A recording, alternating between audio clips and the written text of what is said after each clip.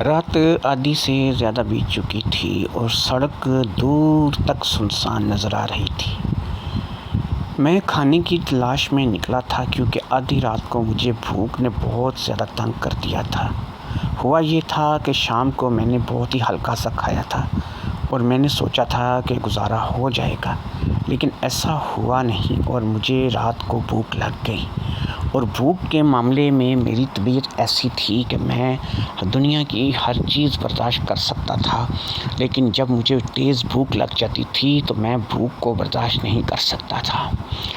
اسی بھوک کے چلتے میں آدھی رات کو اپنے گھر سے نکل آیا تھا اور میں اپنی بائک پر کوئی ایسی جگہ، کوئی ایسا ہوٹل یا کوئی ایسا سٹال تلاش کر رہا تھا جہاں پر بیٹھ کر کے میں کچھ کھا سکوں اور اپنے بھوک کو مٹا سکوں۔ لیکن اس وقت میں دیکھ رہا تھا رات کے 2 بج رہے تھے اور دور دور تک سڑک سنسان تھی اور کوئی چیز بھی دور دور تک دکھائی نہیں دے رہی تھی۔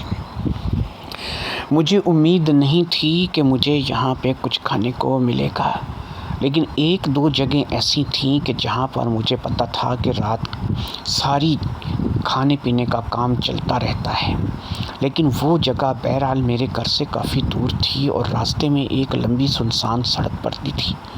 کم سے کم 15 سے 20 منٹ کی موٹر سائیکل ڈرائیونگ کے بعد ہی میں وہاں پر پہنچ سکتا تھا۔ وہ میرے علاقے کا، جہاں میں رہتا تھا، ایک مشہور چوک تھا۔ اس چوک میں 3-4 دکانیں ساری رات کھلی رہتی تھیں۔ ایک تو ہوٹل یا ایک تو سٹال بھی ایسے تھے جو کھلے رہتے تھے، لیکن بہرحال وہ چوک میرے گھر سے تقریباً 15 سے 20 منٹ کی دوری پر تھا۔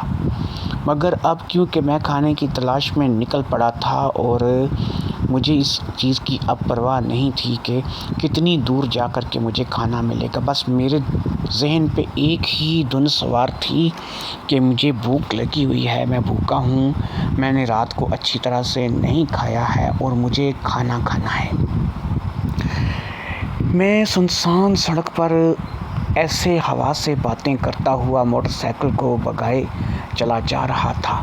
موٹر سائیکل کم از کم 100 سے پلس سپیڈ پہ چل رہا تھا اور میں موٹر سائیکل کو اس طریقے سے اڑا رہا تھا۔ مجھے پتا تھا کہ اس وقت رات کے 2 بجے اگر تو کوئی گاڑی یا کوئی اور موٹر سائیکل آئے گا نہیں، لیکن اگر کوئی آیا بھی تو اتنا زیادہ ٹریفک تو نہیں ہوگا۔ اتنی بڑی کھلی سڑک ہے، وہ بھی اپنی سپیڈ سے گزر جائے گا اور میں بھی اپنی سپیڈ سے گزر جاؤں گا۔ اسی بات کو سوچتے ہوئے میں بڑی ہی بے فکری کے عالم میں موٹر سائیکل کو دبائے چلا جا رہا تھا۔ پھر ایک اچانک ایسا ہوا کہ مجھے موٹر سائیکل روکنا پڑا۔ یہ آواز سسکیوں کی آواز تھی اور ایسا لگا جیسے کوئی رو رہا ہے۔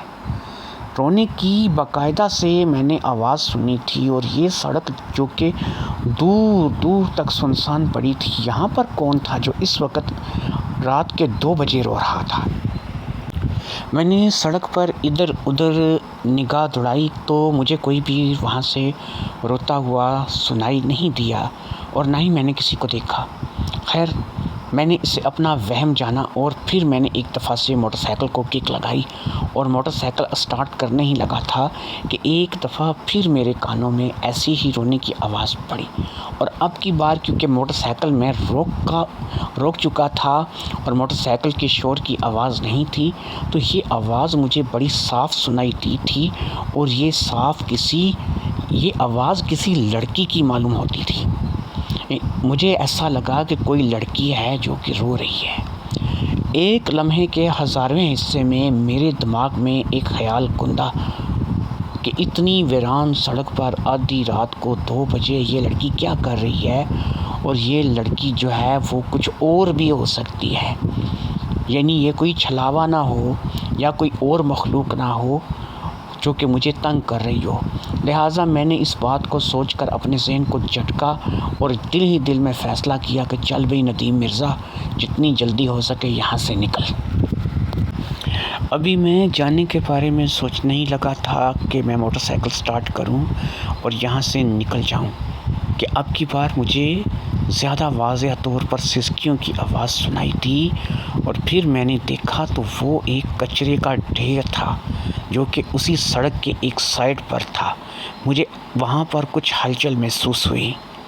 اب میرے اندر کا تجسس بھی جاگ چکا تھا اور میں اب اس پوزیشن پہ نہیں تھا کہ میں بھاگ سکوں۔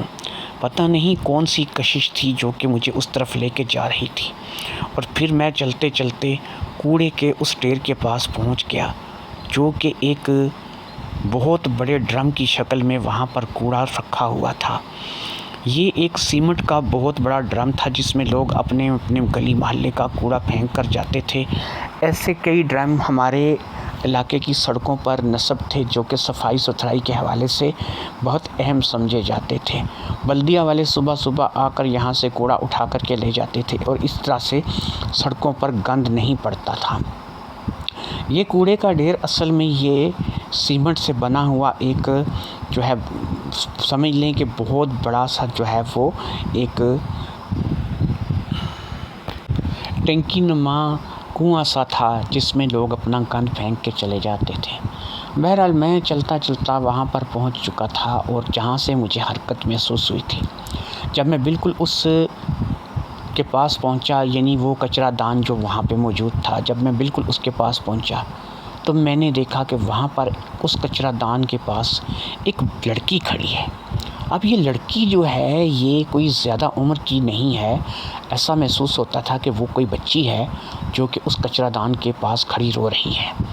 سب سے پہلے تو میری نگاہ اس کے پاؤں پر گئی اور میں نے یہ تسلی کر لی کہ اس کے پاؤں سیدھے ہیں، وہ الٹے پاؤں والی نہیں تھی۔ اس لیے مجھے تھوڑا سا آسرا ہوا اور میں اس کے قریب چلا گیا۔ میں نے اس سے پوچھا، بھئی لڑکی تم یہاں کون ہو اور یہاں کیا کر رہی ہو؟ اتنی رات کو تم یہاں کیا کر رہی ہو؟ تو وہ مجھے دیکھ کر زیادہ رونے لگی۔ میں نے اس سے کہا کہ بھئی تم کیوں رو رہی ہو؟ مجھے بتاؤ کیا مسئلہ ہے تمہارے ساتھ؟ تو کہنے لگی، میرا کوئی گھر نہیں ہے، کوئی ٹھکانہ نہیں ہے، مجھے میرے چچا اور چچی نے گھر سے نکال دیا ہے، مجھے سمجھ نہیں آ رہی کہ میں کہاں جاؤں۔ میں نے کہا چچا اور چچی نے نکال دیا ہے، کیا مطلب؟ اتنی رات کے انہوں نے تمہیں گھر سے کیوں نکالا ہے؟ کیا تم نے کوئی شرارت کی ہے جس کی وجہ سے انہوں نے تمہیں گھر سے نکال دیا ہے؟ اور ساری باتیں چھوڑو، یہ بتاؤ تمہارے اپنے امی ابو کہاں ہیں تاکہ ان کے پاس میں تمہیں لے جاؤں، یا اگر تمہارے چچا اور چچی نے تمہیں نکالا ہے تو بتاؤ کہ کیوں نکالا ہے۔ وہ کہنے لگی، میرے امی اور ابو نہیں ہیں، امی اور ابو کے مرنے کے بعد مجھے میرے چچا اور چچی نے پالا ہے، لیکن ساری جائیداد سارے پیسے بھی میرے ہیں، لیکن انہوں نے اس پہ قبضہ کر لیا ہے۔ وہ چاہتے تھے کہ وہ اپنے بیٹے سے جو کہ پاگل ہے اس سے میری شادی کر دیں، لیکن میں اس پاگل سے شادی کرنا نہیں چاہتی تھی، اس لیے میں گھر سے بھاگ آئی۔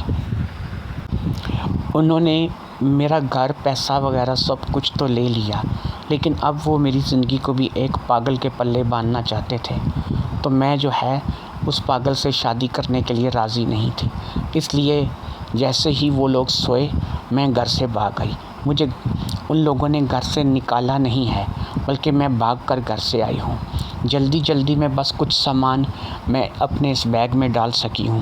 میرے کچھ کپڑے ہیں، یا اس میں میرے پاس چند پیسے ہیں جس سے پتہ نہیں میں کتنے دن گزارا کر پاؤں گی، لیکن بہرحال آپ کو اس سے کیا، آپ جائیں، آپ جدھر جا رہے ہیں اپنا کام کریں، مجھے میرے حال پہ چھوڑ دیں۔ میں نے کہا نہیں ایسا تو نہیں ہو سکتا نا کہ آپ اتنی آدھی رات کو یہاں پہ کھڑی ہو اور میں آپ کو چھوڑ کر کے چلا جاؤں۔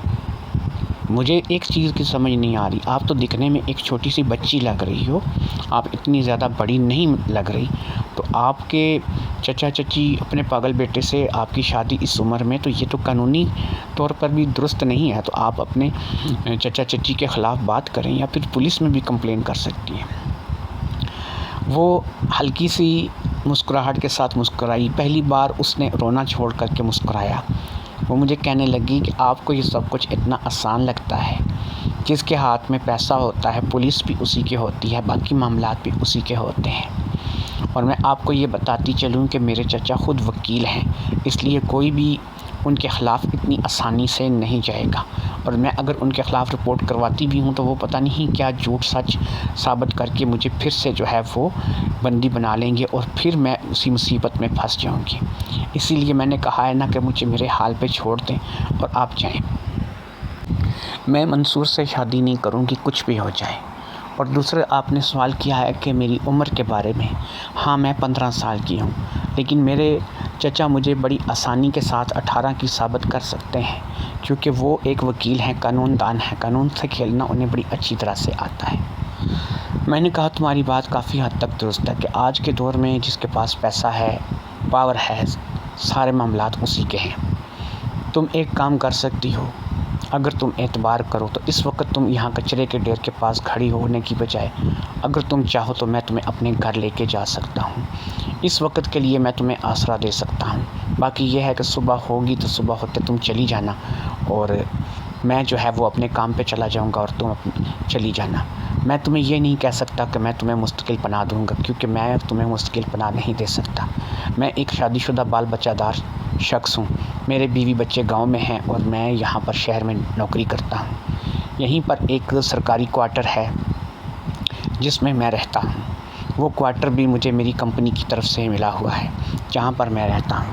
مجھے تو اس وقت آدھی رات کو بھوک نے تنگ کیا تھا اور بھوک کی وجہ سے میں بہت زیادہ نڈال ہو گیا تھا. میں زیادہ بھوک کو برداشت نہیں کر سکتا، تو میں کچھ کھانے کی تلاش میں نکلا تھا. اگر ہو سکے تو میں تمہیں اپنے ساتھ اپنے گھر لے جاتا ہوں، لیکن اس سے پہلے مجھے کچھ کھانا پڑے گا. میں اگر کچھ کھاؤں گا نہیں تو یقین کرو بے ہوش ہو کے گر پڑوں گا. لیکن تم یہ ہے کہ تم فکر نہ کرو. تمہارا یہ ہے کہ تم صبح تک میرے گھر رہ سکتی ہو. میں تمہیں اپنے گھر صبح تک رکھوں گا. میں برا انسان نہیں ہوں، میں یہاں پر رہتا ہوں، میں ایک شریف آدمی ہوں. تم مجھ پر اعتبار کر سکتی ہو. اب اس نے کہا ٹھیک ہے، مجھے کوئی اعتراض تو نہیں ہے، لیکن آپ ایک بات یہ ذہن میں رکھ لیں کہ آپ اس وقت کھانا کھانے جا رہے ہیں. میں آپ کے ساتھ نہیں جاؤں گی. ہو سکتا ہے چچا کے کچھ لوگ یا پھر کوئی ایسے جاننے والے جو کہ ہمیں اچھی طرح سے جانتے ہوں وہ مجھے وہاں پر آپ کے ساتھ دیکھ لیں. یہ آپ کے لیے بھی مصیبت بن جائے گی، اس لیے میں آپ کے ساتھ نہیں جاؤں گی. آپ ایک کام کیجئے، آپ جائیں اور جا کر کے جو بھی کھانا آپ نے کھانا ہے وہ تسلی سے کھانا کھا لیں. آپ واپس آئیں، میں آپ کو یہیں ملوں گی اور پھر میں آپ کے ساتھ آپ کے گھر چلی جاؤں گی. آپ کا شکریہ جو آپ نے مجھے صبح تک پناہ دینے کا سوچا. میں صبح اپنا کوئی نہ کوئی سوچ لوں گی، صبح تک میں اپنا کوئی نہ کوئی انتظام کر لوں گی. اس کی اس بات سے مجھے تھوڑا سا عجیب سا لگا، لیکن مجھے اس کی بات میں سچائی بھی نظر آئی کہ اگر واقعی اس کے چچا کا جاننے والا یا کوئی ایسا شخص سے مل گیا جو کہ اسے جانتا ہوا تو پھر میرے لیے بھی مصیبت کھڑی ہو جائے گی. اس لیے میں نے اس سے کوئی بھی بحث نہیں کی اور میں نے کہا ٹھیک ہے تم یہیں کھڑے ہو کر کے میرا انتظار کرو، میں بس کچھ کھا کے ابھی آدھے گھنٹے کے اندر اندر واپس آ جاؤں گا. تقریباً 10 منٹ یہاں سے لگیں گے مجھے چوک تک پہنچنے میں، جہاں پر میں اسٹال سے کچھ کھاؤں گا، اور 10 منٹ کھانے میں لگ جائیں گے اور 10 منٹ میں میں تمہارے پاس پہنچ جاؤں گا. ٹوٹل آدھے گھنٹے کی بات ہے، تم آدھا گھنٹہ میرا انتظار کرو. اس نے کہا ٹھیک ہے آپ جاؤ، میں یہاں پر بیٹھی ہوں، میں آپ کو یہیں ملوں گی. میں نے اسے کہا کہ بس ایک مشورہ میں تمہیں دوں گا، جاتے جاتے ذرا کوڑا دان سے ہٹ کے کسی اچھی جگہ پر کھڑی ہو جاؤ. اس نے کہا آپ جائیں، میں اپنے لیے جگہ ڈھونڈ لوں گی، میں آپ کو واپسی یہیں ملوں گی. اس کی باتوں سے ایسا لگ رہا تھا میں نے کہ شاید وہ بھی بھوکی ہو، تو میں نے پوچھ لیا. میں نے کہا تم ایسا ہے کہ تم نے کچھ کھایا ہے؟ کیونکہ اگر تم نے کچھ کھایا نہیں ہے تو چلو تم میرے ساتھ نہیں جا رہی ہو، لیکن میں اتنا تو کر سکتا ہوں نا کہ تمہارے لیے کچھ کھانے کے لیے لے آؤں. تو اس نے کہا ہاں آپ کو جو مناسب لگے آپ میرے لیے لے آنا، اور میں یاد رکھیں کہ میں آپ کو اس کے پیسے دوں گی، ایسے میں آپ سے نہیں کھاؤں گی. میں نے کہا چلو ٹھیک ہے میں تم سے پیسے لے لوں گا. بہرحال میں نے پیسے لینے تو نہیں تھے، لیکن اس کو میں نے فی الحال یہی کہا کیونکہ اب میں مزید بحث کرنے کی پوزیشن میں نہیں تھا. مجھے اس وقت بھوک نے نڈال کیا ہوا تھا اور میں اپنے کھانے کے چکر میں جا رہا تھا. پھر میں نے موٹر سائیکل پہ کک لگائی اور پھر اپنے اس چوک کی طرف روانہ ہو گیا. 10 منٹ لگے ہوں گے کہ میں جب اس چوک تک پہنچا. یہاں پر واقعی ہوٹل بھی کھلے تھے اور سٹال بھی کھلے تھے اور بہت سی دکانیں بھی ابھی تک اوپن تھیں.